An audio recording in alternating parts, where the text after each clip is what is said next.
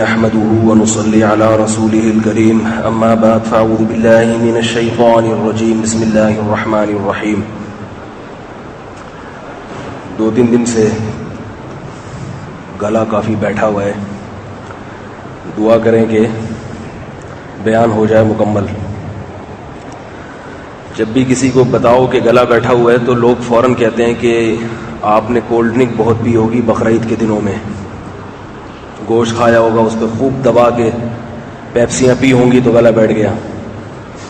تو یہ بدگمانی ہے جو جائز نہیں ہے. کولڈ ڈرنک کا ایک گھونٹ بھی نہیں پیا 3-4 دنوں میں, ویسے ہی خراب تھا. بہت سے لوگ بدگمانی کرتے ہیں, کسی پہ کوئی بھی چیز دیکھیں تو کہتے ہیں اچھا یہ اس وجہ سے ہوا ہوگا. مجھے یاد ہے بچپن کی بات ہے, میں افطاری کرنے کے بعد کسی جنرل اسٹور پر گیا پیپسی خریدنے, ویسے ہی دل چاہ رہا تھا پینے کا. تو ایک کرسچن کھڑا ہوا تھا, لڑکا ہمارا کلاس فیلو تھا وہ. اس نے کہا تم لوگ اتنا کھاتے ہو افطاری میں, اتنا کھاتے ہو افطاری میں کہ اسے ہضم کرنے کے لیے کولڈ ڈرنک پینے کی ضرورت پڑتی ہے. میں نے اسے کوئی جواب نہیں دیا, مگر مجھے اس کا یہ طرز اچھا نہیں لگا, کیونکہ مجھے اندازہ ہوا کہ یہ ہمارے روزے پہ طنز کر رہا ہے. طنز کیونکہ وہ تو نہیں رکھتے نا لمبے لمبے روزے. ضروری نہیں ہے کہ کوئی پیپسی یا 7 اپ پی رہا ہو تو زیادہ کھایا ہے, اس کو ہضم کرنے کے لیے ہی پی رہا ہو.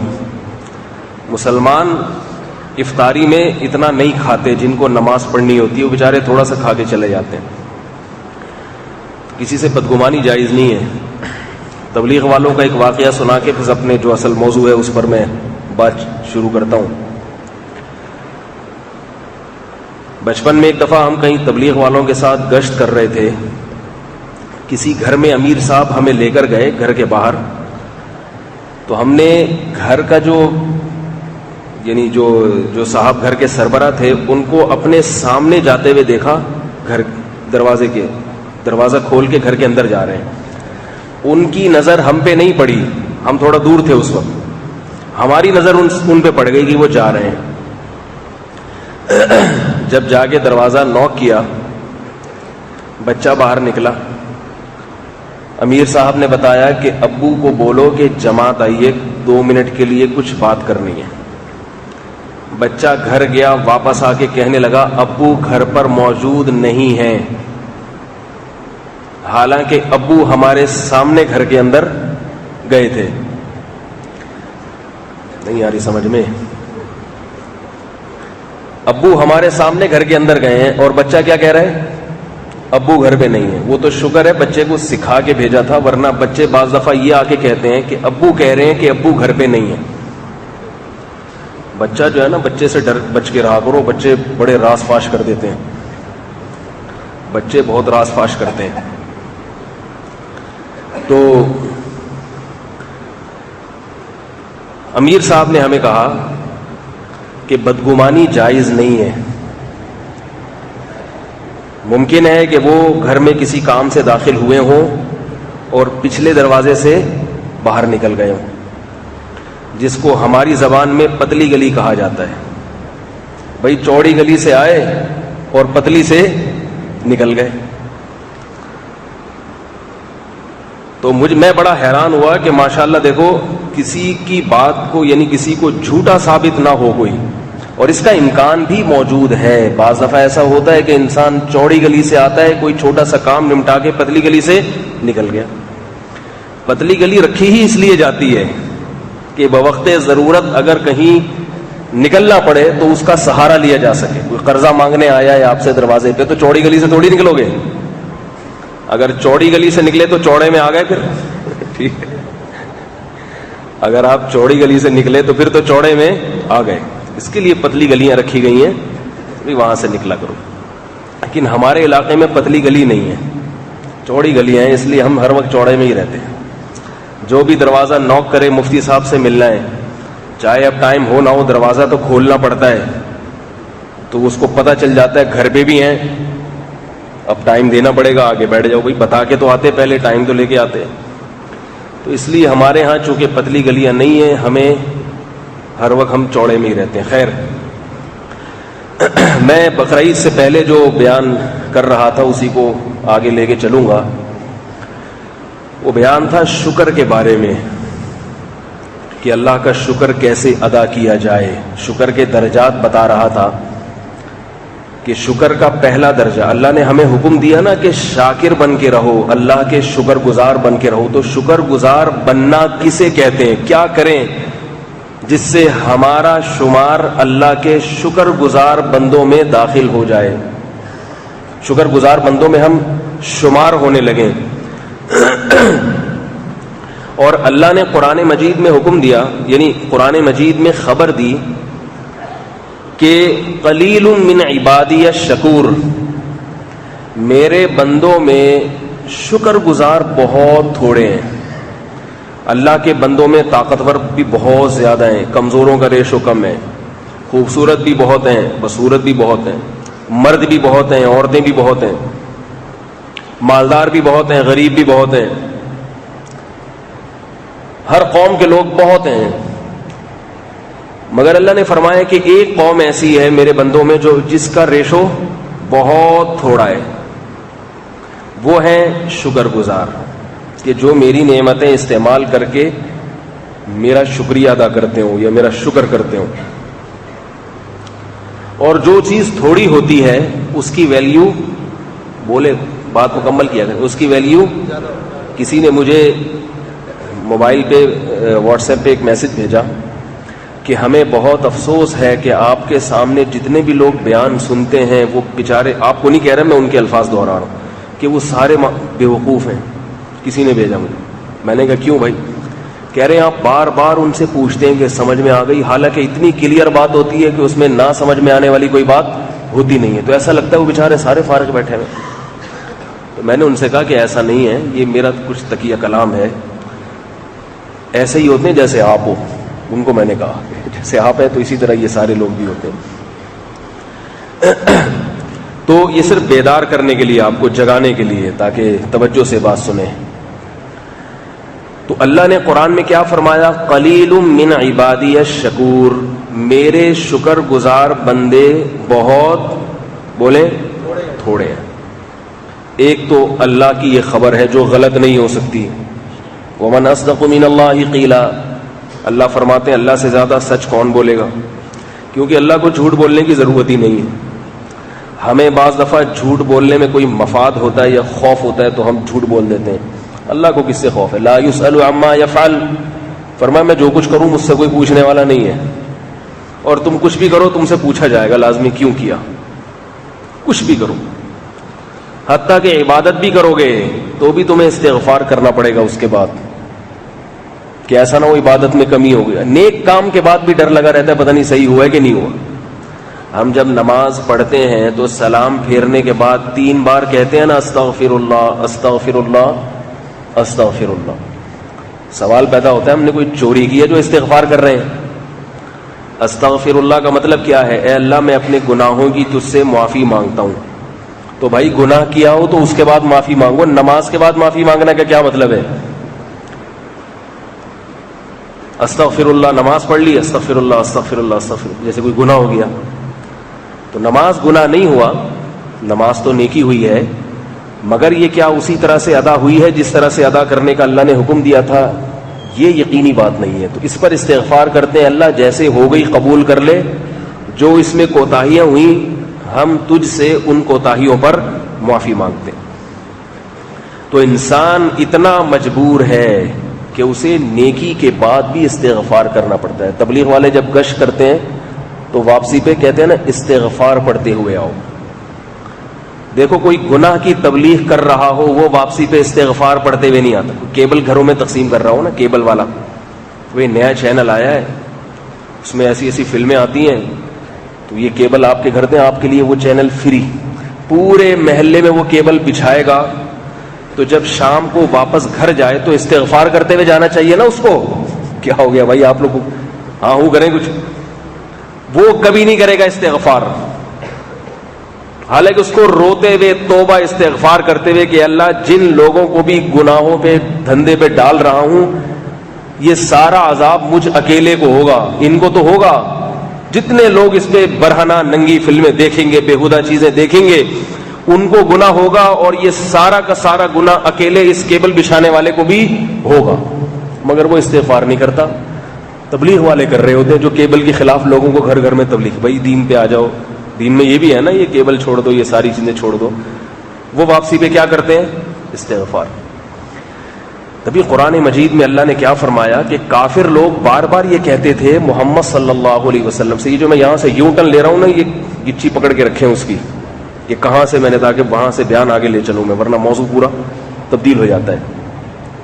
قرآن مجید میں اللہ تعالیٰ نے کافروں کا ایک قول ذکر کیا ہے کہ کافر نبی صلی اللہ علیہ وسلم سے بار بار پوچھتے تھے کہ وہ قیامت آتی کیوں نہیں ہے جس کا آپ نے لوگوں سے وعدہ کیا ہے۔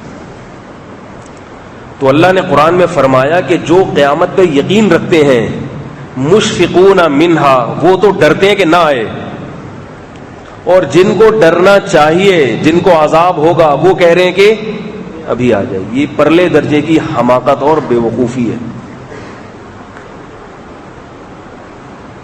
پرلے درجے کی حماقت ہے کہ جس نے لٹکنا ہے پھانسی کے پھندے پر، وہ تو بار بار کہہ رہا ہے کب آنے والا ہے وہ ٹائم، اور جس نے چھوٹ جانا ہے وہ ڈر رہا ہے کہ کہیں میں لٹک نہ جاؤں۔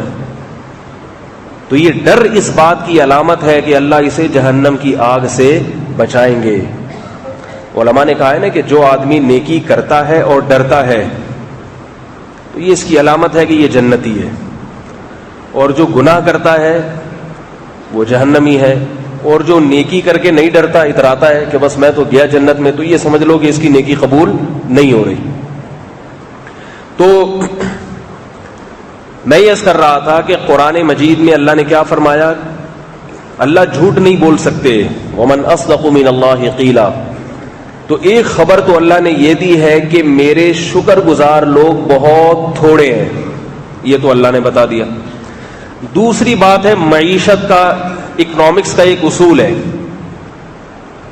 بہت ساری چیزوں میں ہم اکنامکس کے اصولوں سے، سائنسدانوں سے بھی مدد حاصل کرتے ہیں نا، ساری چیزیں قرآن و سنت میں نہیں ہوتی، لیکن ہمیں وہ دلیل تو صرف قرآن و سنت کا نام نہیں ہے، دلیل تو کہیں سے بھی ملے گی، آپ لے لیں گے۔ کیا خیال ہے بھائی؟ اگر قرآن و سنت میں اس کی نفی نہیں ہے، اس کے مخالف کوئی بات نہیں ہے، تو آپ کہیں سے بھی دلیل لے سکتے ہیں۔ تو اکنامکس کے جتنے بھی ماہرین ہیں ان کا اصول ہے کہ جو چیز مارکیٹ میں شارٹ ہوتی ہے اس کی ویلیو، بولو بھائی، زیادہ ہوتی ہے۔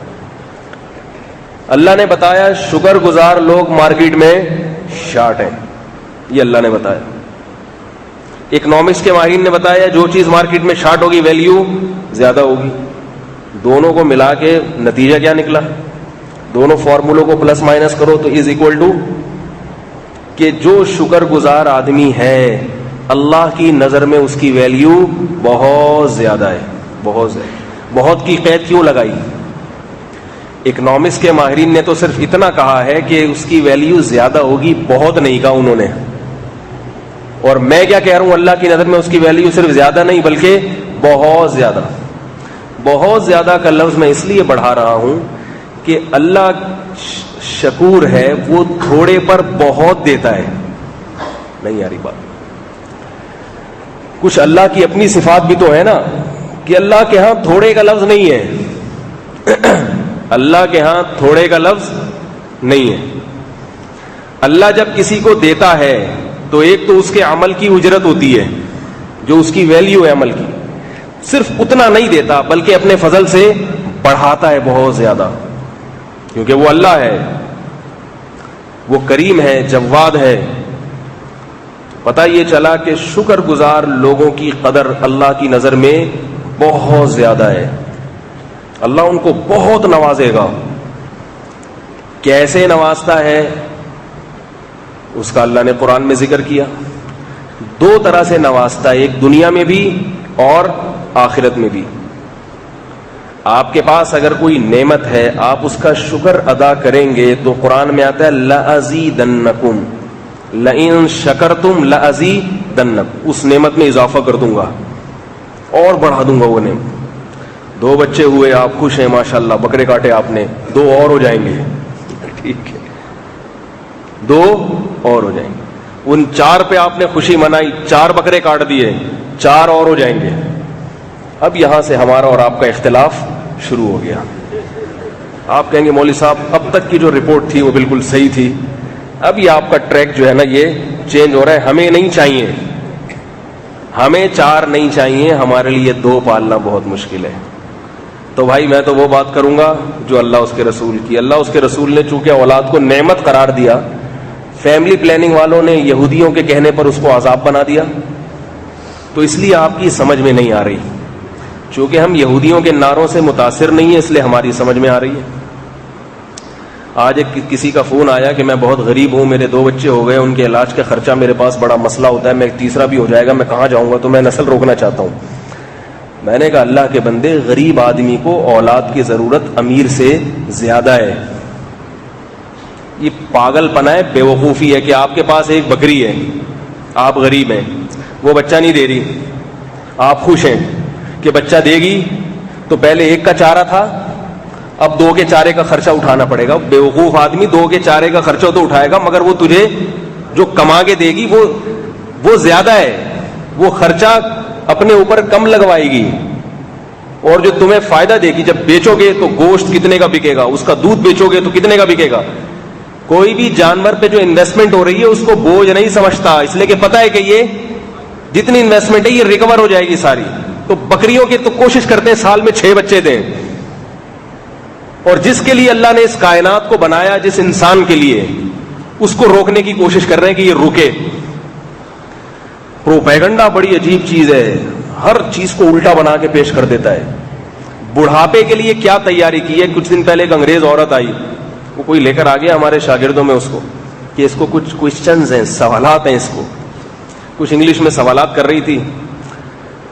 اس میں نے پھر اس سے کچھ سوالات, اس نے تو جو کیے وہ تو کبھی موقع ملا تو بیان میں بتائیں گے, میں نے جو اس سے چند سوالات کیے, میں نے کہا آپ لوگ کیا آدمی بھی کما رہا ہے, بیوی بھی کما رہی ہے, یہ کیسی زندگی ہے. ہمارے ہاں تو ساری ذمہ داری مرد اٹھاتا ہے. تو خیر اس نے جو بیچاری نے جواب اس کی سمجھ میں آیا دے دیا. تو اس نے مجھے ایک بات بتائی, اس نے کہا کہ ہم لوگ بڑھاپے کے لیے پیسہ کماتے ہیں, بڑھاپے کے لیے پیسہ جمع کرتے ہیں. شوہر بیوی پہ خرچ نہیں کرے گا, اپنے بچوں پہ خرچ نہیں کرے گا, بیوی شوہر پہ خرچ نہیں کرے گی, جمع کرتے ہیں اپنے بڑھاپے کے لیے. آپ لوگ کیا کرتے ہیں؟ مجھ سے کہنے لگے آپ لوگ کیا کرتے ہیں بڑھاپے کے لیے. اس نے میرے سے تنخواہ پوچھی تو اس نے کہا کہ اس تنخواہ میں آپ بچاتے کتنا ہے, کیسے بچاتے ہیں, تو بڑھاپے میں کیا ہوگا آپ کا. میں نے کہا بڑھاپے میں یہ بچے ہیں ہمارے, ٹھیک ہے, ہم اس لیے نہیں بچاتے کہ سارا ان پہ لٹا دیتے ہیں, سارا جو کچھ آیا جیب میں ان پہ لٹا دیا, ان کا مستقبل بنانے پہ اڑا دیا سب. تو ہمیں پتا ہے کہ ہمارے بڑھاپے میں اللہ سے امید ہے یہ جو کمائیں گے ہم پہ لٹا دیں گے. میں نے کہا آپ لوگوں کے ہاں انسانوں میں محبت نہیں ہے, کمانے کا, خرچ کرنے کا جذبہ نہیں ہے اولاد پہ, اس لیے آپ کو بڑھاپے کے لیے بچانا پڑتا ہے. اور میں نے کہا بڑھاپے میں پیسوں سے زیادہ محبت کی ضرورت ہوتی ہے بوڑھے کو. نہیں آ رہی بات میرا خیال ہے. بڑھاپے میں بیماریاں آتی ہی ٹینشن سے ہیں زیادہ. اگر اولاد کی محبت, اولاد کا اکرام, اولاد کی طرف سے بوڑھے باپ اور ماں کو عزت مل جائے, آدھی سے زیادہ بیماریاں تو بیچارے کی ویسے ہی ختم ہو جاتی ہیں. پھر میں نے ایک سوال پوچھا, میں نے کہا میں نے سنا ہے کہ آپ لوگ بوڑھے والدین کو اولڈ ہاؤس میں داخل کر دیتے ہیں. سنا ہے, ایسے گھننے بن کے تھوڑے سے ہم بھی, تاکہ بالکل ایسے نہ ہو کہ سامنے والے کی بے اکرامی نہ ہو. تو اس نے ایک جواب دیا, اس نے کہا کہ میں نے اپنی ماں کے ساتھ یہ سلوک نہیں کیا, البتہ دادی کو اولڈ ہاؤس میں نے داخل کیا تھا, کیونکہ دادی نے کہا تھا کہ میں کسی پہ بوجھ نہیں بننا چاہتی, لہذا مجھے اولڈ ہاؤس میں لے جاؤ. ان کے کہنے پر لے گئے تھے. سمجھ میں آ رہی ہے؟ آپ کہیں گے ماشاءاللہ دیکھو دادی نے جو کہا فرما بردار اولاد نے وہ پورا کر کے دکھا دیا. میں نے کہا آپ کی دادی کو یہ احساس کیوں ہوا کہ میں اپنے بچوں اور پوتوں پہ بوجھ بنی ہوئی ہوں, یہ احساس کیوں ہوا؟ نہیں آ رہی بات. اس لیے کہ کلچر نہیں ہے، وہ تو آپ کی فیملی اتنی اسٹرانگ ہے کہ آپ نے اپنی والدہ کو رکھ لیا، دادی کو رکھ لیا، ورنہ ان کو پتا تھا رکھا ہے تو یہ احسان سمجھا جا رہا ہے کہ لوگ وہاں جمع کرا دیتے ہیں اور ہم نے گھر میں رکھ لیا۔ میں نے کہا ہمارے ہاں دادیوں کے دماغوں میں یہ بات بھی نہیں آ سکتی کہ میں اپنی بچوں پہ بوجھ بن رہی ہوں، اگر وہ آ رہی ہے تو وہ بہت برا آدمی ہے، اس کے بارے میں کسی سے فتویٰ لینے کی ضرورت نہیں ہے، اس پہ ہول سیل کے حساب سے فتویٰ لگا دو، جہنمی ہے وہ۔ اور میں نے کہا ہماری دادی یا ماں اگر ہمیں کہے کہ مجھے اولڈ ہاؤس میں ایڈمٹ کر دو تو ہم گولی مار کے خودکشی کر لیں گے، یہ کام نہیں کر سکتے انشاءاللہ۔ بڑے بڑے دعوے نہیں کرنے چاہیے، اللہ کی رحمت سے امید ہے۔ کیا بات کر رہا تھا میں، یہ کہاں سے آ گئی؟ شکر کی تو بات کر رہا تھا، لیکن یہ جو خاص اس واقعے کی طرف میں آیا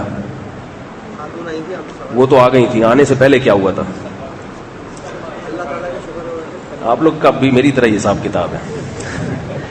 یہ جو واقعہ آیا نا، یہ کسی ضمن میں آیا تھا واقعہ۔ اچھا خیر، جب کسی کو یاد آ جائے تو بتا دیں، مجھے بعض دفعہ مغرب کی نماز میں یاد آتا ہے کہ یار یہ بات چلی تھی۔ وہ تو بات چلی رہی تھی کہ اللہ کے بندے قلیل ہیں تو شارٹ ہیں، مارکیٹ سے جو چیز شارٹ ہوتی ہے اس کی ویلیو زیادہ ہوتی ہے۔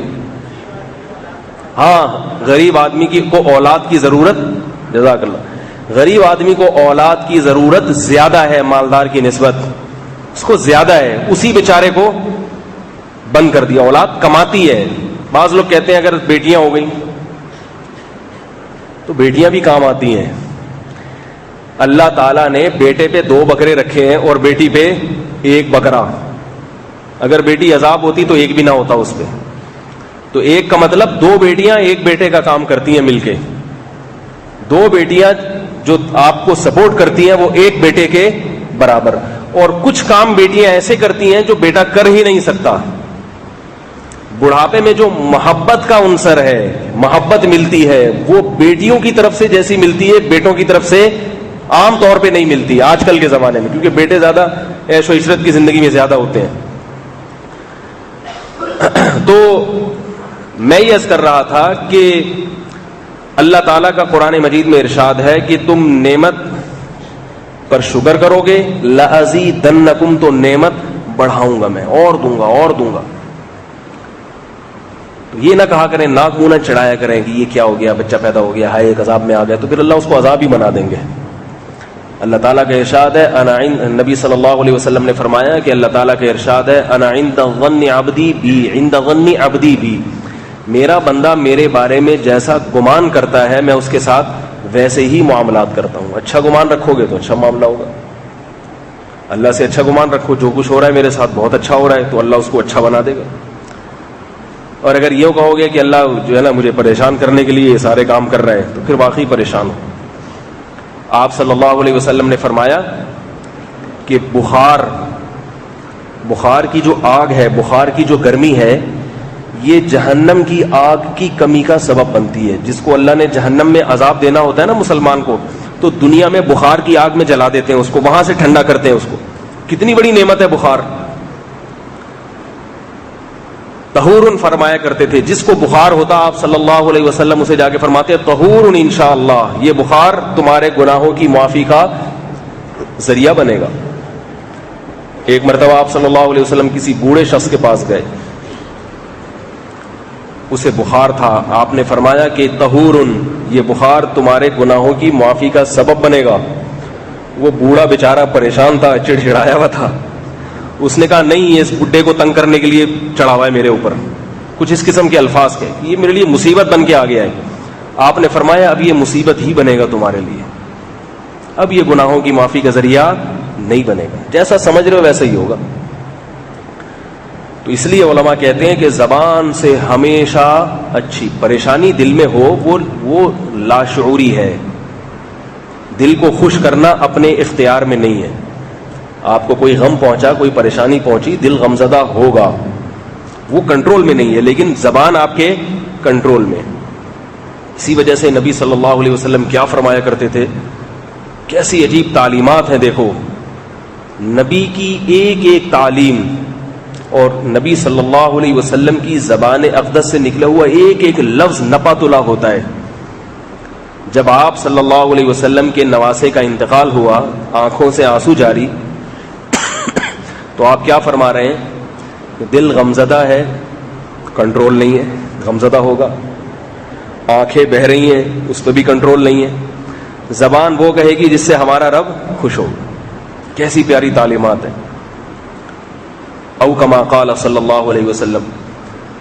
تو جو بھی نعمت ہے، کوئی غم بھی پہنچے تو اس میں بھی انسان خیر کا عنصر تلاش کرے. تو اللہ نے قرآن مجید میں کیا فرمایا؟ قلیل من عبادی الشکور، میرے نیک بندے بہت تھوڑے ہیں، تو اللہ کی نظر میں ان تھوڑے لوگوں کی بہت قدر ہوگی. اب مسئلہ یہ ہے، نیک بندے نہیں، شکر گزار بندے. یہاں جو لفظ استعمال کیا شکر گزار، بات پھر وہیں آتی ہے شکر گزار کی ڈیفینیشن کیا ہے. اس پر کئی ہفتوں سے بیان چل رہا ہے، کچھ باتیں تو بتا چکا ہوں. یہ بار بار ڈیفینیشن پر اتنا زور اس لیے لگاتا ہوں کہ آج ہر آدمی نے مذہب کا اپنی نظر میں ایک تصور بنایا ہوا ہے. نیک آدمی یہ ہوتا ہے، شکر گزار اسے کہتے ہیں. ہمارے ہاں شکر گزار اسے کہتے ہیں جو تھینک یو کہے آپ کو. آپ نے اسے کوئی گفٹ دیا، وہ جواب میں کہے تھینک یو، کہتے ہیں ماشاء اللہ شکر گزار ہے. تو اتنا کافی نہیں ہے. ایک آدمی نے آپ کو دشمن سے دفاع کے لیے بندوق ہدیے میں دی، پستول دی، آپ نے 1000 دفعہ تھینک یو کہا، مگر اسی سے اس گولی سے اسی بندے کو مار دیا. تو یہ شکر گزاری ہوئی؟ بھائی جس نے دیا تھا اسی پہ وار کر دیا، وہ تو آپ کے دشمنوں کے لیے دیا تھا اس نے. تو تھینک یو کہہ دینا کافی نہیں ہے.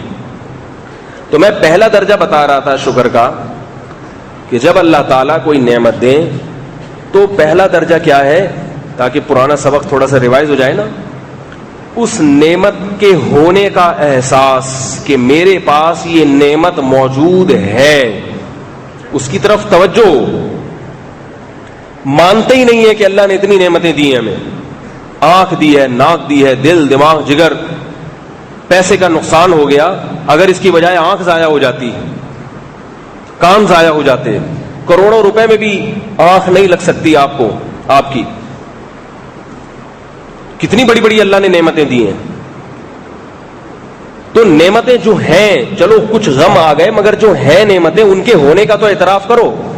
لوگ کیا کرتے ہیں کہ گویا ہمارے زندگی میں کوئی خوشی ہے ہی نہیں، ایسی سی باتیں کرتے، کہتے ہم نے کبھی خوشی دیکھی نہیں ہے. میں کہتا ہوں کیا ناشتہ نہیں کیا تھا صبح؟ میں نے ہاں کیا تھا. خوشی کی چیز ہے کہ نہیں ہے؟ اگر وہ نہ ملتا کیا حالت ہوتی ہے؟ دوپہر کھانا نہ ملتا، رات کو کھانا نہ ملتا، 2-4 دن برداشت، اس کے بعد کہتے ہیں میں خودکشی کر رہا ہوں. لوگوں میں تو اس ٹائم نہیں ختم ہو گیا، برداشت کی قوت ختم ہو گئی ہے. بھوک کے وقت روٹی کا انتظام ہو جانا، کیا یہ خوشی کی بات نہیں ہے؟ کیونکہ یہ خوشیاں 5-5 10-10 روپے میں مل رہی ہیں. اس لیے ان خوشیوں کے خوشی ہونے کا احساس ہی نہیں ہے. یہ بہت سستی مل رہی ہیں. تو یہ سستی اس لیے نہیں ہے کہ یہ بہت تھوڑی چیزیں ہیں، نعمتیں تھوڑی ہیں. یہ سستی اللہ نے اپنی رحمت کی وجہ سے رکھی ہوئی ہیں، ورنہ اگر اللہ اس کی قیمت لینا شروع کر دے تو یہ کروڑوں روپے میں بھی لوگ خریدیں گے اس کو. روٹی کی قیمت 1 کروڑ روپے ہو جائے تھوڑی دیر کے لیے فرض کر لیں، جو 1 کروڑ روپے دے گا اسے 2 روٹیاں ملیں گی، اور باقی چیزوں کو اللہ مارکیٹ سے شارٹ کر دیں، کیونکہ بعض دفعہ روٹی نہیں ہے تو چاول کھا لیتا ہے انسان، اور اللہ کہ اب صرف روٹی ملے گی، اور کتنے کی ملے گی؟ 2 کروڑ 1 کروڑ روپے کی ملے گی. کیا خیال ہے بینکوں سے پیسہ نکال کے مالدار لوگ سب سے پہلے ہمارے سابق صدر بینک کھولیں گے روٹیوں کا، وہ سارے کاروبار چھوڑ کے تندور لگائیں گے. سمجھ آ رہی ہے کہ ساری روٹیاں پہلے میں جب وہ کہیں گے گاڑی بیچو، پراپرٹی بیچو، روٹی رکھو. روٹی اتنی بڑی نعمت ہے یہ جو انڈے پراٹھے صبح ڈبل روٹیاں کھاتے ہو بیٹھ گئے، کیونکہ اللہ نے سستی کر دی ہیں چیزیں، اور یہ اللہ نے کی ہے، یہ گورنمنٹ نے نہیں کی سستی. اللہ پیدا کرتا چلا جا رہا ہے، گورنمنٹ کے ہاتھ میں نہیں ہے. ما کان لکم ان تنبتوا شجرہا، اللہ فرماتے ہیں کسی میں دم نہیں ہے کہ ان درختوں کو اپنے ہاتھوں سے پیدا کر دے، کسی میں دم نہیں ہے. یہ سب اللہ نے. اور بعض چیزیں تو اتنی ضروری ہے انسان کے لیے کہ اگر اللہ اس پہ پیسے لینا شروع کر دے تو دن میں تارے نظر آنا شروع ہو جائیں گے. روٹی سے زیادہ ضروری کیا ہے؟ پانی. کیا خیال ہے بھائی؟ رمضان میں تبھی پیاس زیادہ لگتی ہے, بھوک برداشت کر لیتا ہے آدمی, پیاس مشکل ہے برداشت کرنا. پانی اللہ نے روٹی سے بھی سستا کر دیا. کیا خیال ہے بھائی؟ اگر روٹی 1 کروڑ میں ملتی اور پانی کا 1 گلاس 1.5 کروڑ میں, تو لوگ روٹی چھوڑ کے 1.5 کروڑ کا پانی لے لیتے, 50 لاکھ اضافی لگا دیتے کہ یار پانی لے لو, روٹی کے بغیر گزارا کر لیں گے. نہیں آ رہا سمجھ؟ اللہ نہ کرے کہیں قحط نہ پڑ جائے, پھر آئیں گی سمجھ میں باتیں. اللہ نہ کرے, اللہ سب کو بچائے, پھر سب سمجھ میں آئے گا. علماء نے لکھا ہے کہ بغداد میں ایک دفعہ قحط پڑ گیا. بغداد میں جو خانقاہیں ہوتی تھی نا بزرگوں کی, اس میں بہت سے لوگ ایسے آیا کرتے تھے جو عشق کے مریض ہوتے تھے. خانقاہوں میں تو ہوتا ہے نا, بزرگوں سے علاج کے لیے آتے ہیں, حضرت فلاں لڑکی سے عشق ہو گیا, فلاں سے ہو گیا, تو مجھے علاج کریں. اس قسم کے عاشقین بھی آیا کرتے تھے, اب بھی آتے ہیں خانقاہوں میں بزرگوں سے علاج کروانے. تو بعض ایسے پاگل ہوتے ہیں کہ حضرت میرے دماغ سے نہیں نکلتا تصور, بہت یہ, اور میں نہیں, محاسبے بھی کر لیے, مراقبے بھی کر لیے, مجاہدے نہیں, مجھے وہی چاہیے, کچھ بھی ہو جائے. ٹھیک ہے, کہتے ہیں نا لوگ ایسے, بھائی میں نہیں برداشت کر سکتا, میں پاگل ہو گیا ہوں. تو ایک دفعہ بغداد میں قحط پڑ گیا. تو لکھنے والوں نے لکھا ہے کہ جتنے عاشقین تھے اپنی محبوباؤں اور معشوقاؤں کو بھول کے روٹی تلاش کرنے لگے. نہیں چاہیے, روٹی چاہیے, روٹی. حضرت لکھ رہے ہیں ہاں بھائی تیری شادی کرا دوں تیری معشوقہ, حضرت روٹی چاہیے, روٹی. پانی چاہیے. نہیں آ رہی میرا خیال ہے بات سمجھ. یہ جو عشق مشق جو ہے نا, یہ ساری چیزیں, یہ سب پیٹ بھرے ہوئے ہیں تو اچھی لگ رہی ہیں. عاشقی ہو گئی, میں اس کے بغیر جی نہیں سکتا, میں کھمبے سے لٹک جاؤں گا, کیونکہ انڈے پراٹھے کھا رہے ہو, پیٹ بھرا ہوا ہے. اللہ نے جس دن روٹی چھین لی, جو ہے نا معشوقائیں پاس ہیں, ان کو بھی چھوڑ چھاڑ کے بھاگ جاؤ گے. کتنی بڑی نعمت ہے. تبھی قرآن الحمد سے لے کے والناس تک اس رزق اور پانی کی نعمت کو سب سے زیادہ ہائی لائٹ کرتا ہے. کھانے کی اور پانی کی نعمت کو اللہ نے قرآن میں سب سے زیادہ بیان کیا. انزلنا من السماء ماء طہورا, آسمان سے برساتے ہیں. کتنا ذکر ہے بارش کا. فانظر الی آثار رحمت اللہ, فرمائے جب بارش برستی ہے تو اللہ کی رحمت کے اس آثار کو دیکھو. یہ کہاں سے, لائنوں سے پانی آ رہا ہے کیا؟ ہب ڈیم سے تو گورنمنٹ لائن سے پانی دیتی ہے, ہب ڈیم میں پانی کہاں سے آ رہا ہے؟ یہ کون سی لائن ہے, کون سے ٹینکر ہے؟ کیا امریکہ دے رہا ہے یہ پانی تمہیں؟ قرضے تو IMF والوں سے لے رہے ہو تم, پانی کہاں سے لے رہے ہو؟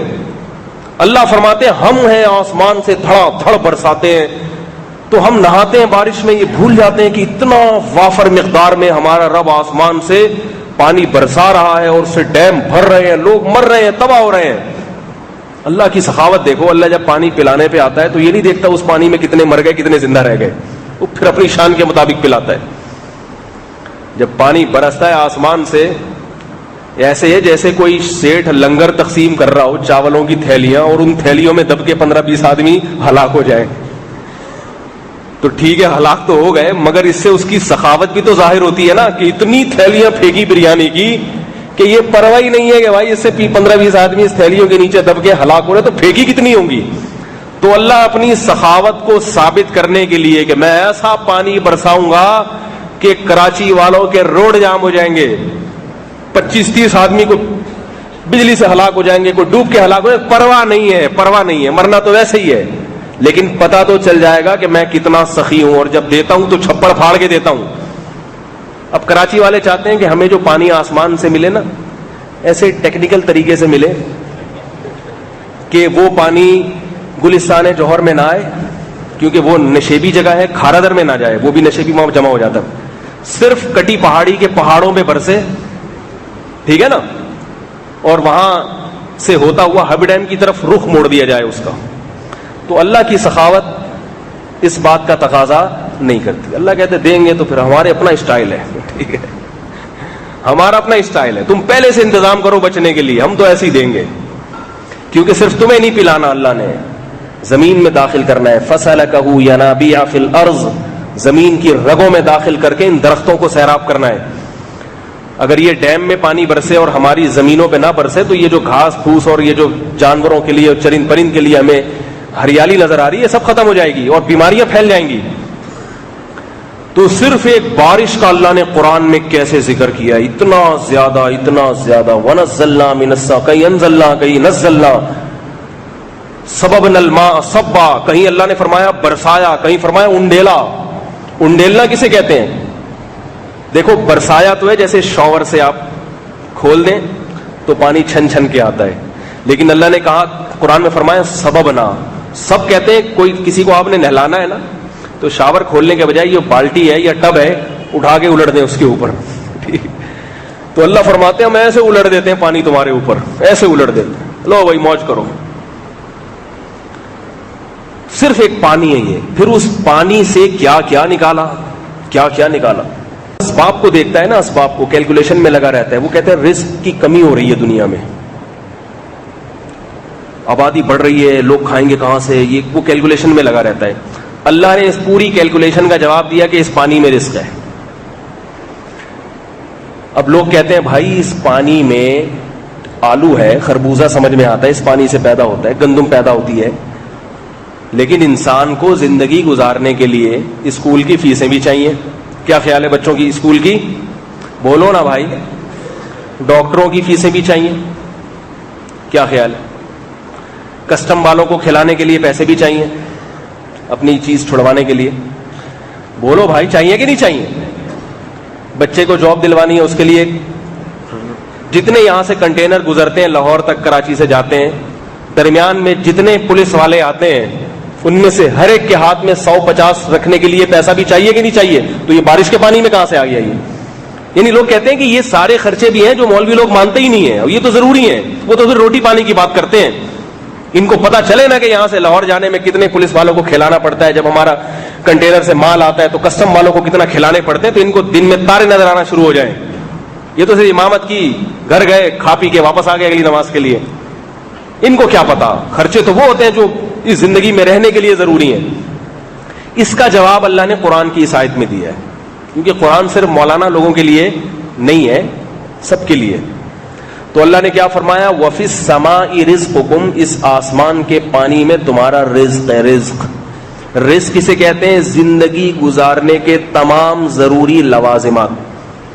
اگر آپ کو کنٹینر ٹرک میں یہاں سے لاہور لے جانے کے لیے واقعتاً پولیس والوں کے ہاتھ میں 150 روپے رکھنے پڑتے ہیں، مجبوری ہے، رشوت دینا جائز نہیں، لیکن وہ آپ کو آگے جانے نہیں دے گا اگر آپ نے نہیں دیا، اگر ایسی مجبوری ہے، تو اس رزق کا وعدہ بھی اللہ نے آسمان کے پانی میں، بولو نا بھائی، رکھا ہوا۔ آپ سمجھتے ہیں کسٹم والے کو دیے بغیر کنٹینر چھڑائے نہیں جا سکتا، بعض جگہ واقعی مجبوری ہو جاتی ہے، وہ ظلم کر رہا ہوتا ہے، پھر مفتی حضرات کہتے ہیں کھانچا پکڑا کے نکالو۔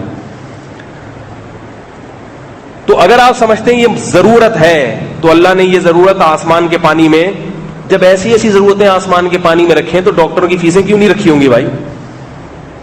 اب کیسے رکھی ہیں اس کو سمجھیں۔ آسمان سے جو پانی برستا ہے اس سے جو چیزیں پیدا ہوتی ہیں، ایک کپاس کی مثال دے رہا ہوں آپ کو، آسمان سے پانی برسا، اس سے کپاس پیدا ہوئی، کپاس سے صرف کپڑا بننے کے کام نہیں آتی، اس سے ٹیکسٹائل ملیں چلتی ہیں، ان ملوں میں ہزاروں ملازمین ملازمت کرتے ہیں، ان ملازمین کو ان ملوں سے تنخواہیں ملتی ہیں، ان تنخواہوں سے وہ بچوں کی اسکول کی فیسیں دیتے ہیں، ڈاکٹروں کی فیسیں دیتے ہیں۔ سمجھ میں نہیں آ رہی میرا خیال ہے۔ یہ جو کنٹینر والا مال لوڈ کر کے یہاں سے لاہور لے کے جا رہا ہے، گندم کی بوریاں لے کے جا رہا ہے، امریکہ نے گندم بھیجی آپ کے لیے، پتہ نہیں بھیجا کیا ہے، واللہ کرے کہ گندم ہی ہو، بھیجی، آپ لاہور لے کے جا رہے ہیں، تو یہ گندم جو امریکہ نے بھیجی، یہ آسمان سے پانی آیا تھا، اس پانی سے گندم اگی تھی، اس سے امریکہ نے بھی تجارت کی، حکومت پاکستان نے بھی تجارت کی، تجارت کے لیے اس کو ملازمین لینے پڑے، ان ملازمین کو تنخواہیں، ٹرک ڈرائیور کی تنخواہ، تو وہ سارے خرچے ایک کپاس سے پورے ہو رہے ہیں کہ نہیں ہو رہے ہیں؟ جتنی چیزیں اس وقت دنیا میں ملازمت کی جتنی بھی قسمیں ہیں، آپ کہیں گے لیپ ٹاپ کا آسمان کے پانی سے کیا تعلق؟ کئی لوگوں کا تو انٹرنیٹ پہ بزنس ہوتا ہے، تو انٹرنیٹ پہ جن چیزوں کا وہ بزنس کر رہا ہے وہ تو اسی دنیا کی بنی ہوئی چیزیں ہیں، وہ تمام گھوم پھر کے ان کا لنک بارش کے پانی سے جا کے ملتا ہے۔ اگر بارش برسنا ختم ہو جائے تو کسٹم والے رشوت لینا چھوڑ دیں گے, کہیں گے رشوت لے کے ہم خریدیں گے کیا, اس سے خریدیں گے کیا ہم اس سے. ڈاکٹر کلینک میں بیٹھنا چھوڑ دے, ڈاکٹر کی فیس کا مسئلہ ہی ختم ہو جائے. وہ کہے گا میں تو فیس اس لیے لے رہا تھا تاکہ روٹی خریدوں, جب روٹی نہیں ہے تو میں فیس لے کے کیا کروں گا, ان پیسوں کو چائے میں ڈبو کے تھوڑی کھاؤں گا میں. جب آپ کی سمجھ میں نہیں آ رہا تو ڈاکٹر کی سمجھ میں کہاں سے آئے گا بھائی. تو اللہ نے قرآن میں کیا فرمایا, وَفِي السَّمَاءِ رِزْقُكُمْ, اس آسمان کے پانی میں رزق ہے, سب کچھ ہے, کیلکولیشن پہ نہ جاؤ.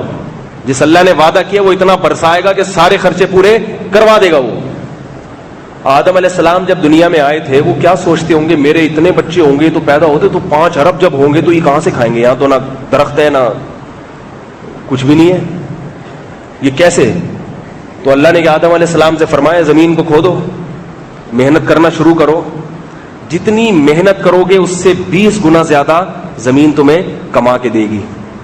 تو یہی فارمولہ قیامت تک چلتا رہے گا, بس چھوڑ دو اس فکر کو. اللہ پہ اعتماد کیا کریں, اللہ پہ توکل کیا کریں. یہ اللہ کی وہ نعمتیں جن کی طرف ہماری توجہ نہیں جاتی. تو میں عرض کر رہا تھا کہ جو نعمت سب سے زیادہ قیمتی ہے اللہ نے وہی سب سے زیادہ سستی رکھی ہوئی ہے. تو روٹی سے زیادہ ضرورت کس چیز کی ہے, پانی کی, پانی اور سستا کر دیا. اور پانی سے بھی زیادہ ضرورت ہے ہمیں آکسیجن کی, ہوا کی. پانی ہم دن میں جو نیچرل طریقہ ہے 5-6 گلاس, اور ڈاکٹروں کے مشورے سے پیو گے تو 25-30 گلاس بھی کم ہے, ڈاکٹر کہتے ہیں. ڈاکٹر کے پاس جو بولتے ہیں 20 گلاس پانی پیا کرو. اتنے گلاس کہاں سے لائے گا آدمی. ایک غریب آدمی گیا نا حکیم کے پاس, حکیم صاحب نے کہا 1 چمچہ صبح اس دوا کا, 1 چمچہ دوپہر, 1 چمچہ شام. تو وہ غریب آدمی کہتا ہے کوئی اور دوا دے دو, میرے گھر میں اتنے چمچے نہیں ہیں. ٹھیک ہے, میرے گھر میں اتنے چمچے نہیں. تو پانی اللہ نے بہت, یہ جو آپ کہیں گے کہاں سستا, تو اتنے روپے کا کین ملتا ہے, وہ تو حکومت کی غلط پالیسیوں کی وجہ سے ہو گیا نا. اللہ تعالیٰ تو ہب ڈیم میں بھیج رہے ہیں, بولے فلٹر کر کے پبلک کو پلاؤ, وہ ہم نہیں پلا رہے. اس میں کتے, گدے, گیدڑ, لومڑیاں. کبھی ہب ڈیم جا کے دیکھ لو, جو پانی ہمارے پاس آتا ہے نا ہب ڈیم سے, تو آسمان سے جب برسا تھا تو اس میں کتے اور بلیاں نہیں تھیں, یہ پبلک نے ملائی ہیں بعد میں. تو اس میں اللہ کا قصور نہیں ہے. اللہ نے صاف ستھرا پانی آسمان سے نازل کیا تھا, اس میں ہم نے کتے, بلیاں اور مرے ہوئے پتہ نہیں کیا کیا قربانی کی جتنی آلائشیں ہیں, تو اس لیے پھر ہمیں بازار سے خریدنا پڑتا ہے, ورنہ اللہ تو صاف پانی دیتے ہیں. تو کبھی تجربہ کر کے دیکھ لیں, جب بارش ہو رہی ہو تو گھر میں کوئی برتن میں پانی جمع کریں, اس میں آپ کو کوئی کتے بلی کچھ بھی نظر نہیں آئے گا, بالکل H2O, ہائیڈروجن پر آکسائڈ ہوگا. پانی کا فارمولہ چینج ہو گیا, پتہ ہے آپ کو. پرانے زمانے میں جو پانی کا فارمولہ تھا H2O تھا, اب پانی کا فارمولہ یہ نہیں ہے. کسی لیاری والے سے کسی نے پوچھا پانی کا فارمولہ کیا, اس نے کہا HABCDNH4Cl. اس نے کہا یہ کیا, انہوں نے کہا لیاری کا پانی کا یہی فارمولہ ہے, اس میں H2O کے علاوہ اتنا کچھ ہے کہ وہ پرانے زمانے کا سائنسدانوں کے سارے فارمولے چینج ہو چکے ہیں اب. تو پانی سے زیادہ ضرورت کس چیز کی ہے, بولو بھائی, آکسیجن کی, ہوا کی. پانی آپ کو دن میں 4 گلاس 6 گلاس, جو محنت مزدوری کرنے والے ہیں وہ زیادہ زیادہ 10 گلاس پی لیں گے, 1-1 گھنٹے کے, آدھا گھنٹے کے وقفے سے پی لیں گے. اور جو آکسیجن ہے ہر سیکنڈ میں چاہیے آپ کو. ادھر سانس لیا, وہ آکسیجن استعمال کی اور جلا کے کاربن ڈائی آکسائڈ بنا کے باہر نکال دی, 1 سیکنڈ میں نکالی, اگلے سیکنڈ میں دوبارہ چاہیے آپ کو. شاعر نے کہا ہے نا, دم رکا سمجھو اگر دم بھر بھی یہ ساغر رکا, میرا دور زندگی ہے یہ جو دور جام ہے. ایک شرابی نے کہا کہ یہ جو شراب کا دور چلتا ہے نا, تو یہ ساغر اگر 1 منٹ کے لیے بھی رک گیا تو میرا دم رک گیا. تو میرا جو دور زندگی ہے وہ یہی دور ہے. تو وہ تو شراب پہ اس نے کہا ہے, لیکن آکسیجن کے بارے میں, سانس کے بارے میں یہ شعر بالکل صادق آتا ہے. دم بھر کے لیے اگر یہ رک جائے تو ہمارا دم رک جائے گا, دم گھٹ جائے گا, دم ختم ہو جائے گا, مر جائیں گے ہم. کیسے کسی کا دل بند ہوتا ہے, آکسیجن آنا ختم ہوتی ہے, ڈاکٹر اس کے سینے پہ دھاڑ دھاڑ کر کے مارتے ہیں, سانس لے کسی طرح سے ہی ہے. تو اللہ نے یہ آکسیجن اتنی سستی کر دی. اگر یہ سستی نہ ہوتی اور آپ کو جنا ہسپتال میں 1 کروڑ روپے کا آکسیجن کا ایک سلنڈر مل رہا ہوتا ہے 1 دن کے لیے, تو لیتے کہ نہیں لیتے؟ لوگ کہتے ایک دن تو زندہ رہ لیں، لائن لگا کے کھڑے ہوتے سارے، کہتے ہیں کیبل نہیں چاہیے، انٹرنیٹ نہیں چاہیے، انٹرٹینمنٹ کی جتنی فلمیں دیکھی جا رہی ہیں جن کے بغیر گزارا نہیں ہوتا آج کے انسان کا، کہہ رہے نہیں چاہیے، کچھ بھی نہیں چاہیے، آکسیجن چاہیے، زکاتوں میں لوگ مانگ رہے ہوتے، بھائی ایک سلنڈر مل جائے گا اللہ کے نام پہ،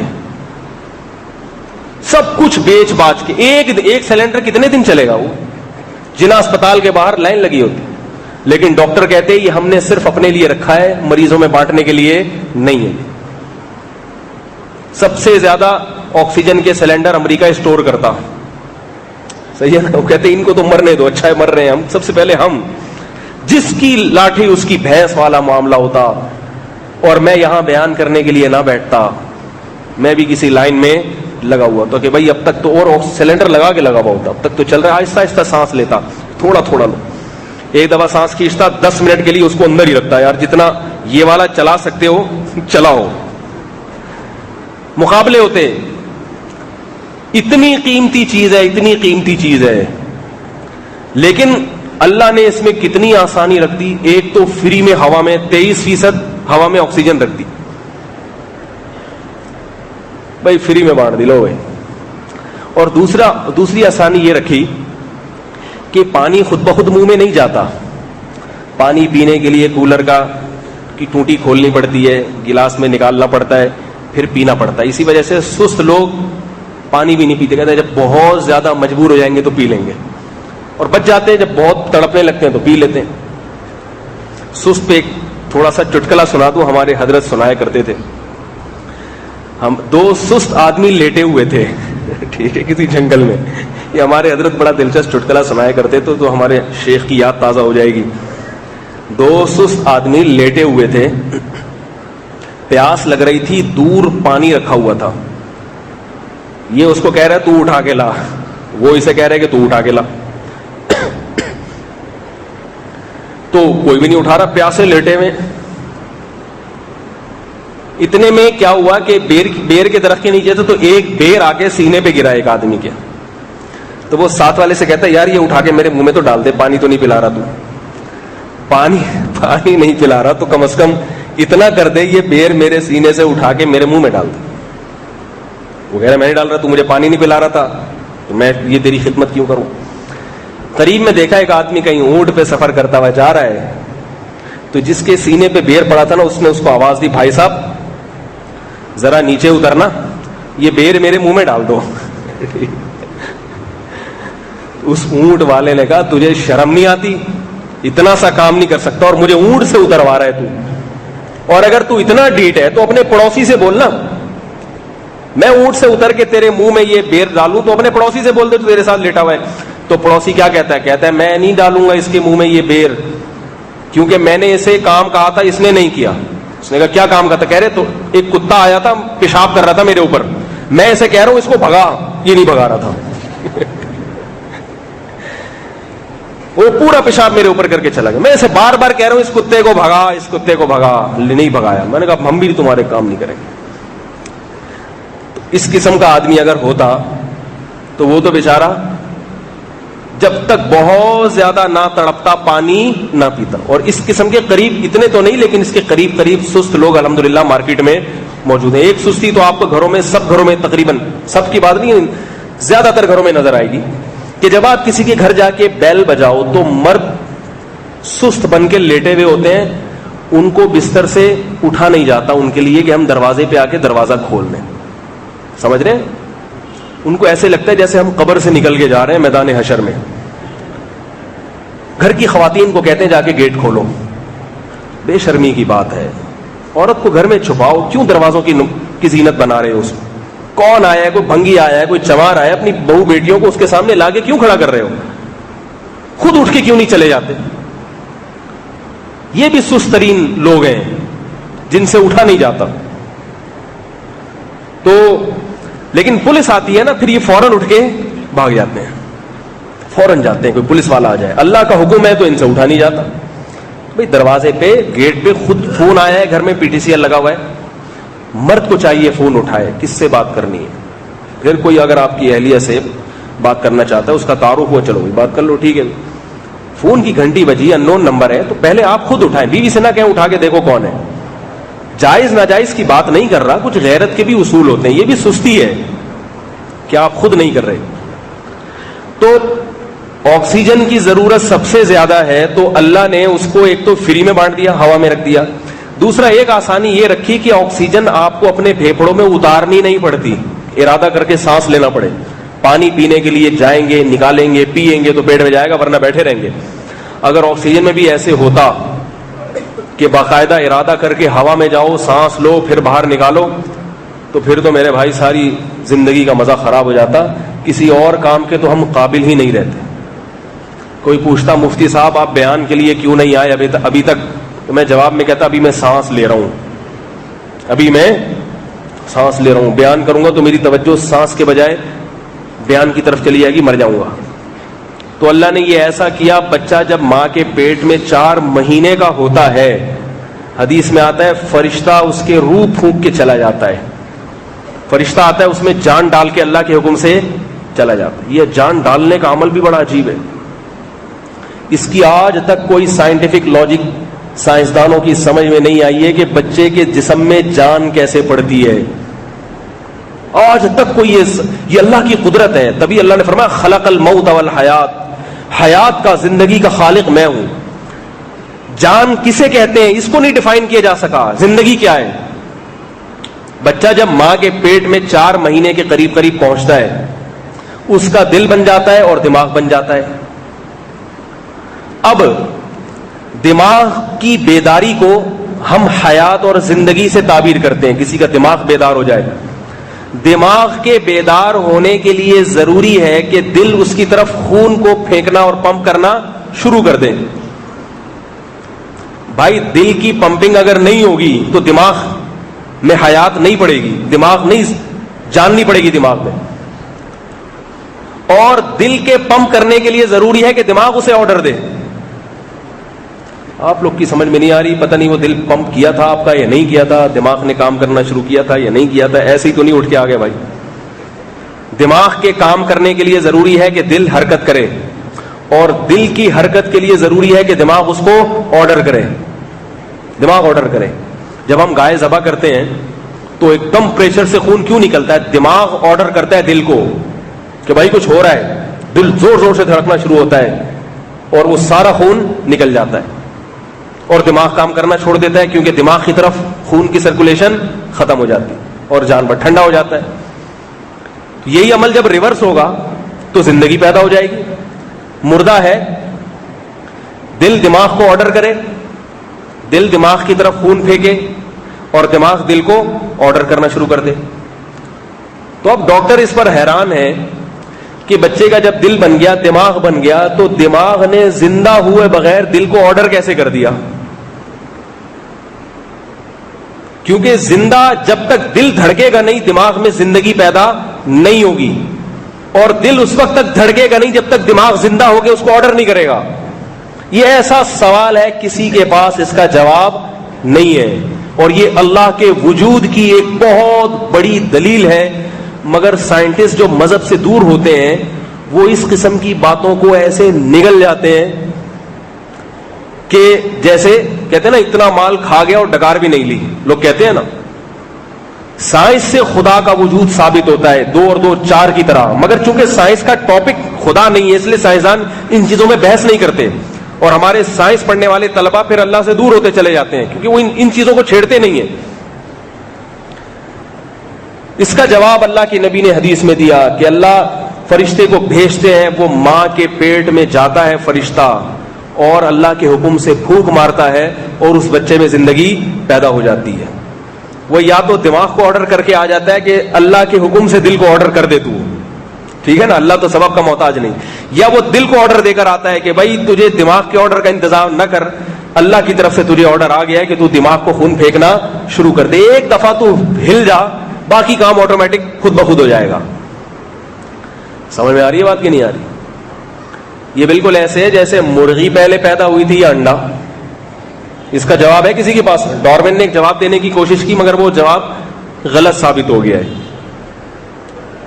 ڈارون تو کہا نا ترقی کرتے کرتے اتفاق سے آؤ، تو اتفاق سے ایسے کیسے ہو سکتا ہے بھائی؟ تو مرغی پہلے پیدا ہوئی یا انڈا؟ اگر انڈا پہلے ہو تو مرغی کے بغیر انڈا کہاں سے آ گیا؟ مرغی پیدا ہوئی تو انڈے کے بغیر چوزا، اور چوزے کے بغیر مرغی کہاں سے؟ اس کا بھی یہی جواب ہے کہ اللہ نے اپنی قدرت سے یا تو پہلی دفعہ مرغی کو بنا دیا یا انڈے کو بنا دیا۔ میری جو چھٹی حص ہے وہ کہتی ہے اللہ نے بجائے انڈا بنانے کے مرغا اور مرغی کو پہلے بنایا ہے، پھر ان کے ملاپ سے انڈے پیدا کیا۔ اس کی دلیل یہ ہے کہ اللہ نے آدم علیہ السلام کو اور ان کی زوجہ حضرت حوا کو بنایا، تو ایسے معلوم ہوتا ہے کہ اللہ کی عادت یہی ہے کہ پورا انسان یا پورا جانور بنا کے پھر اس کی نسل کو بڑھاتے ہیں۔ اور یہ بھی معلوم ہوتا ہے کہ جیسے آدم علیہ السلام ہی کے جسم کے ٹکڑے سے اللہ نے حضرت حوا کو بنایا ہے، تو جتنے بھی جانور اس وقت دنیا میں موجود ہیں ان میں نر کو پہلے پیدا کیا گیا ہے اور اسی کے جسم سے اللہ نے اس کی مادہ کو بنایا۔ اگر انسان پر قیاس کیا جائے تو ایسا معلوم ہوتا ہے کہ ایسا ہوا ہوگا، واللہ عالم۔ تو اب دیکھو کتنی بڑی اللہ کی رحمت ہے کہ سانس لینے کے لیے ارادہ نہیں کرنا پڑتا، لاشعوری طور پر سانس لیتے رہتے ہیں۔ تو 4 مہینے میں جو بچے کا جب دل چلنا شروع ہوا تھا تو وہ سانس لیتا ہے، ماں کی آکسیجن ہی کو وہ جذب کرتا ہے، اور دنیا میں آتا ہے تو باقاعدہ اپنی ناک سے سانس لینا شروع کر دیتا ہے، اور وہ سانس جب تک لیتا ہے دل دھڑکتا ہے دھڑکتا ہے دھڑکتا ہے، 1 منٹ میں 80 مرتبہ دھڑکتا ہے، پھر 70 پہ آ جاتا ہے، ٹھیک ہے نا، بڑھاپے میں 65-70 پہ آ جاتا ہے۔ 1 منٹ میں اتنا زور زور سے دھڑکتا رہتا ہے، دھڑکتا، کوئی دھڑکانے والا نہیں ہے، ایسی موٹر اللہ نے لگا دی ہے پمپنگ کرنے کے لیے، خون کو جسم میں پہنچانے کے لیے، اور کتنی لمبی لائنیں جن میں یہ خون پہنچاتا ہے۔ اگر انسان کی صرف دماغ کی لائنوں کو، جو نلکی ہیں دماغ میں جو پائپ بچھے ہوئے ہیں، ان کو صرف اگر کھول دیا جائے تو زمین سے لے کے چاند تک اور چاند سے واپس زمین تک اتنی لمبی لائنیں ہیں۔ یہ جو اللہ نے جو خون کی لائنیں جو ہے نا، جن میں خون اندر پائپوں میں جاتا ہے، اتنے باریک پائپ ہیں، ان کو اتنی لمبی کو ایسے گول گچھا بنا کے کھوپڑی میں فٹ کر دیا اس کو۔ کیسی اللہ کی رحمت ہے! اس دماغ میں اتنا سا کہیں خون جم جائے تو اچھا خاصا عقل مند آدمی سٹیا جاتا ہے، عجیب عجیب سی باتیں کرنا شروع کر دیتا ہے، برین ہیمیج ہو جاتا ہے، مر جاتا ہے۔ تو یہ بھی تو اللہ کی نعمتیں میرے بھائی۔ اگر اللہ پاگل بنا دے، کسی کے پاس کچھ نہیں ہے، دماغ تو اس کا صحیح کام کر رہا ہے، عقل تو ہے، اس پر اللہ کا شکر ادا کرے۔ تو میں یہ عرض کر رہا تھا کہ اللہ کی نعمت کا احساس ہونا کہ اللہ کی نعمت ہے، یہ شکر کا سب سے پہلا درجہ ہے، پہلا اسٹیپ ہے۔ احساس ہی نہیں ہوگا تو آگے کی سیڑھیاں آپ نہیں چڑھ سکتے۔ تو وہی بیان میں نے ریپیٹ کر دیا مگر تھوڑا مختلف انداز سے، تاکہ بات دماغ میں اچھی طرح سے بیٹھ جائے۔ تو بیٹھ گئی ہے کہ نہیں بیٹھ گئی ہے؟ جب بھی کوئی پریشانی آئے، پریشانی اپنی جگہ، مگر ساتھ ساتھ اللہ کی ان نعمتوں کو بھی سوچا کریں، دیکھا کریں۔ اللہ تو نے ہاتھ صحیح دیے، پاؤں صحیح دیے۔ کوئی پاؤں سے اگر معذور ہے تو سوچے اللہ نے مجھے ہاتھ تو دیے، اگر ہاتھوں سے بھی معذور ہوتا، کوئی ہاتھوں سے بھی معذور ہے تو یہ دیکھے کہ اللہ تعالیٰ نے ہاتھ اور پاؤں سے کوئی معذور ہے تو کوئی خدمت کے لیے لگا دیا۔ عام طور پر ایسے لوگوں کو خدمت کے لیے کوئی مل جاتا ہے، تو کسی کو خدمت کے لیے تو لگا دیا اللہ نے۔ نبی صلی اللہ علیہ وسلم نے فرمایا، دنیا میں اپنے سے کمتر لوگوں کو دیکھو اور دین میں ہمیشہ اپنے سے برتر لوگوں کو دیکھو۔ دین میں جب اپنے سے اونچے لوگوں کو دیکھیں گے تو پھر آپ کے دل میں تواضع پیدا ہوگی، انکساری، کہ وہ مجھ سے، میرے جیسا ہو کہ مجھ سے آگے نکل گیا دین میں اور میں پیچھے ہوں۔ اور دنیا میں اپنے سے کمتر کو دیکھیں گے کہ میرے پاس اتنی بڑی گاڑی، اس کے پاس تو رکشہ بھی نہیں ہے، میرے پاس رکشہ ہے، اس کے پاس تو بس کا کرایہ نہیں ہوتا۔ ہمارے ہاں رکشہ والا لینڈ کروزر والے کو دیکھ کر اور ٹھٹھرتا رہتا ہے، وہ ایک تو پہلے ہی ٹھٹرا ہوا رکشہ اس کے پاس، وہ رکشہ غم سے اور سکڑ جاتا ہے، حالانکہ ضرورت تھی اس کو خوشی سے ٹرک کے برابر لا کے کھڑا کیا، ٹرک جیسا بنایا جائے۔ لیکن نظر اور ان چیزوں میں لوگ شکر نہیں کرتے، ویسے کہتے رہیں گے یہ رکشہ ہے، یہ ریڑی ہے، لیکن اتنا موٹا موٹا ماشاءاللہ لگایا ہوا ہوگا، ھذا من فضل ربی، پوچھو کیوں لگے؟ نظر نہ لگ جائے۔ بھئی نظر تو اچھی چیز کو لگتی ہے نا، نظر تو اچھی، نظر کے معاملے میں سمجھ رہے کہ بہت بڑی نعمت ہے، کہیں نظر لگ کے اور نہ سمٹ جائے۔ زبان سے جب کہیں گے کیا ہے، رکشہ ہے، اس سے گزارا کر لیتا ہوں بس۔ تو یہ عجیب حساب کتاب ہے۔ وہمی نظر والے تو جتنے بھی لوگ ہیں نا، زیادہ تر وہمی ہوتے ہیں، نظر اتنی نہیں لگتی جتنی لوگوں نے مشہور کیا ہوا ہے۔ کسی نے بھی بتایا کہ لوگ اپنی فیس بک پہ تصویریں ڈالتے ہیں تو اس سے نظر لگنے کا خطرہ ہوتا ہے. ٹھیک ہے, بعض لوگوں کی یہ رائے ہے, میں کسی پہ طنز نہیں کر رہا, لیکن دلیل کے لحاظ سے تصویر نہیں ڈالنی چاہیے فیس بک پہ. یہ بھی آپ کو کہہ دوں, یہ شو بازیاں اچھا کام نہیں ہے. مختلف میری تصویریں جتنی بھی انٹرنیٹ پر موجود ہیں میں نے نہیں ڈالی ہیں. فیس بک پہ بھی تصویریں ہیں اور پتہ نہیں عجیب عجیب اسٹائل بیان کر رہے ہیں, یہ اسٹائل آیا ہوا بھی, ٹھیک ہے, ایسے اسٹائل. تو لوگ سمجھتے ہیں, میں نے میرے جو جس نے گروپ بنایا اس نے پروفائل پہ میری تصویر ڈالی, بڑی اسٹائلش قسم کی یوں کر کے تصویر ڈالی ہوئی تھی, جیسے کسی فلم کی شوٹنگ میں کر رہا ہوں میں. اس کو میں نے کہا کہ ہٹوائی, میں نے کہا اس کو ہٹاؤ یہاں سے. یہ دیندار لوگوں پہ یہ شو بازیاں سوٹ نہیں کرتی, تو نہ ڈالیں فیس بک. میری جتنی تصویریں میں نے کوئی بھی نہیں ڈالی, لوگ خود ہی, اب یہ تو ناممکن ہے اس زمانے میں روکنا, موبائل کیمرے ہر آدمی کے پاس ہیں, کہیں بھی دور سے کھینچ کے ڈال دیتا ہے, کیا کریں. تو اور تصویروں میں ایڈیٹنگ بھی بہت ہوتی ہے, کسی کی تصویر دیکھ کے متاثر نہ ہو جائے کہ اتنے خوبصورت, ہو سکتا ہے منہ کسی اور سے ادھار لے کے لگا دیا ہو. آج کل ایسا بھی ہو رہا ہے, دھڑ حضرت جی کا, ٹھیک ہے, منہ کسی فلم کسی اداکار کا لے کے فٹ کر کے, لوگ جب اوریجنل کو دیکھتے ہیں بولتے ہیں یہ وہ تو ہے نہیں. تو یہ بہت کچھ ہو رہا ہے, جیسے ان چکروں میں نہ پڑیں. لیکن یہ جو نظر والی بات ہے یہ اس لیے غلط ہے کہ جو چیز مشہور ہو جاتی ہے نا, اس کو نظر لگنے کا اندیشہ تقریباً ختم ہو جاتا ہے. نظر ایسی چیز کو لگنے کا چانس ہوتا ہے جو مشہور نہ ایک دم ابھی نیا نیا آیا اور بعض لوگوں نے دیکھا, بہت ہی کوئی یوسف علیہ السلام کی طرح خوبصورت ہو, ان کے قریب قریب پہنچ رہا ہو. ہمارے ہاں اتنا حسن مارکیٹ سے شارٹ ہے آج کل, بہت مشکل ہے. تین خوراکوں میں اس قسم کے حسن و جمال نہیں ہوتا. جو چیزیں ہم کھا رہے ہیں نا, ان سے جو رہا سہا باپ دادا سے جو حسن چلا آ رہا تھا وہ بھی ختم ہو رہا ہے. توندیں نکل رہی ہیں, وہ پتہ نہیں کیا کیا ہو رہا ہے, چہرے کی رونقیں ختم ہو رہی ہیں. تو اتنا نہ وہمی بنا کریں بچوں کے معاملے میں. وہ کسی نے میرے بچے کی تعریف کر دی, بیمار ہو گیا, یہ نظر لگی ہوگی. آج کسی کا واٹس ایپ پہ میسج آیا, ٹیلی گرام پہ, کہ میری کزن ہے, وہ ان کو ناف پتہ نہیں اتر جاتی ہے, پتہ نہیں چڑھ جاتی ہے. ہمارے داس زندگی میں کبھی ایسا نہیں ہوا ناف اترنا, یہ بھی بعض مخصوص لوگوں کو ہوتا ہے ناف اترنا, اور یہ کوئی بیماری نہیں ہے. میڈیکل سائنس میں اس بیماری کا کوئی وجود ہی نہیں ہے. آپ دیکھ لیں مخصوص لوگ ہیں ان کی ناف اتر بھی رہی ہوگی, اپنی جگہ چڑھ بھی رہی ہوگی. تو انہوں نے مجھے بتایا کہ وہ ہماری کزن ہے, وہ ان کی ناف اتر جاتی ہے, بڑا درد ہوتا ہے, تو ان کے ماموں ٹیلی فون پہ دم کرتے ہیں اور وہ ناف اپنی جگہ پہ واپس آ جاتی ہے. تو ہم تنگ آ گئے ہیں, ہر دوسرے دن ناف اتر رہی ہے اور دم سے واپس آ رہی ہے. میں نے ان کو جواب لکھا کہ جب ان کی ناف اپنی جگہ سے سیٹنگ آؤٹ ہو جایا کرے تو ان سے کہیں اپنے ماموں کو فون نہ کیا کریں, اور عزم کریں کہ پوری زندگی اس ناف کو اپنی جگہ پہ واپس لانا ہے ہی نہیں. اتر گئی تو اتر گئی, ٹھیک ہے نا. پیٹ میں درد ہو رہا ہے تو درد کی گولی کھا لیں. میں نے کہا انشاءاللہ اس کا فائدہ یہ ہوگا کہ ناف اترنے اور واپس اپنی جگہ پر آنے کا ڈرامہ ختم ہو جائے گا. ممکن ہے میری اس بات سے بہت لوگوں کو اختلاف ہو, میں بعض باتیں ایسی کرتا ہوں کہ وہ علماء پھر اس پہ میری مخالفت کرتے ہیں. میری جو رائے ہے وہ تو مجھے بیان, کوئی قرآن و حدیث میں تو نہیں ہے نا کہ ناف اترتی بھی ہے چڑھتی بھی ہے. اگر قرآن و سنت میں ہوتا پھر ہم اختلاف نہیں کرتے. تو ایسی چیزوں میں اختلاف رائے کی اجازت ہوتی ہے. ممکن ہے کوئی بزرگ ناف کے اترنے اور چڑھنے کے قائل ہوں, کوئی مجھے واٹس ایپ پہ کہ وہ حضرت جی فرما رہے تھے, ٹھیک ہے ان کی رائے ہے, لیکن یہ کوئی ایسی رائے نہیں ہے جو دین ہو اور اس میں اختلاف رائے کی گنجائش نہ ہو. میں اس چیز کو نہیں مانتا. میں نے ناف اترتے ہوئے اور چڑھتے ہوئے لوگوں کو دیکھا, ڈرامے نفسیاتی ہوتا ہے, نفسیاتی, کچھ بھی نہیں ہوتا.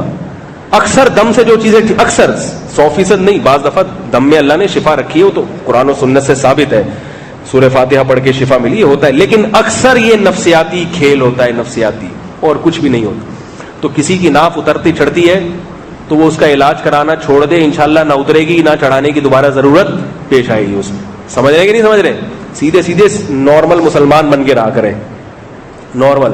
تو نظریں کی اتنا نہیں لگتی جتنا لوگوں نے اس کو ہوا بنا لیا. بچے کو یوں کہہ دیا تو نظر لگ گئی, بچے کو یوں کہہ دیا تو نظر لگ گئی. ایسا نہیں ہوتا. بہت ہی کوئی حسین جمیل ہو, ٹھیک ہے, تھوڑی احتیاط کر لیں, لیکن ایسے حسین و جمیل مارکیٹ سے شارٹ چل رہے ہیں آج کل, ٹھیک ہے. اور کوئی بہت حسین جمیل ہو, جب اس کا حسن مشہور ہو جائے تو اس کو ویسی نظر لگنا ختم ہو جاتی ہے. تبھی اداکاراؤں کو اور اداکاروں کو اور فنکاروں کو نظر نہیں لگتی.